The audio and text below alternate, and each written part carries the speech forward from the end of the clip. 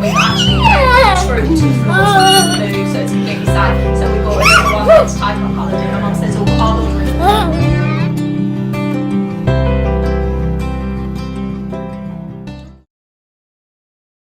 Tanya, tell me something about Lucio's treatment. Okay, so at its peak, how many times were you having to go to hospital? It varied really. So some months I wouldn't go for I'd maybe only have 1 appointment in a month.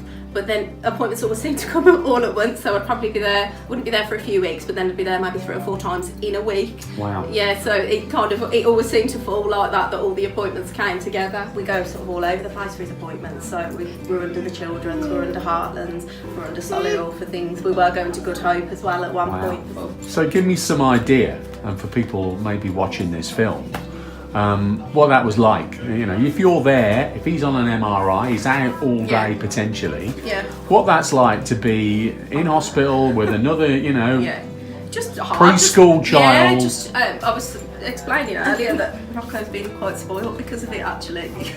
Because I'd sort of take him to these places, I've got to go to the hospital again, it'd be like that. I'll take you to the shop and buy you something. Because that was all I could do with him, do you know what I mean? I'll take you to the shop, I'll buy you something, you can sit and play with it, and that would keep him occupied for a little while then at least, while sort of he was in having whatever he's having done. So yeah, a lot of it's been, I was saying a lot, in the earlier stages he was far too ill to be interested in anything, he was knocked out of sleep a lot of the time. So it was more about entertaining Rocco then, but now, obviously he's quite a live boy now, so it's entertaining him these days.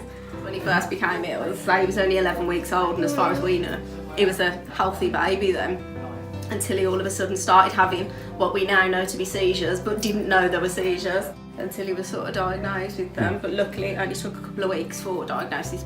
If on those hospital visits, when you were there potentially all day, or when you were there 3 times a week? Yeah, just obviously occupying them both, having toys for them to play with, things for them to do. Things like this, lights, anything that makes sound, his fidget spinner, so things that spin, just very sensory sort of stuff really.